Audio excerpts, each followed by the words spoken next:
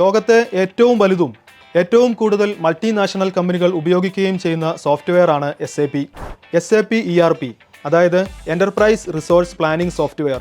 ലോകമെമ്പാടുമുള്ള ബിസിനസ്സുകാർ ഓട്ടോമേഷന് വേണ്ടി ഉപയോഗിക്കുന്നു.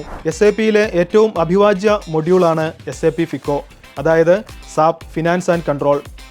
ഓർഗനൈസേഷനിലെ ഫൈനാൻഷ്യൽ ട്രാൻസാക്ഷനുകൾ അക്കൗണ്ട് ചെയ്യുന്നതും നിയന്ത്രിക്കുന്നതും FICO മൊഡ്യൂളിലാണ്.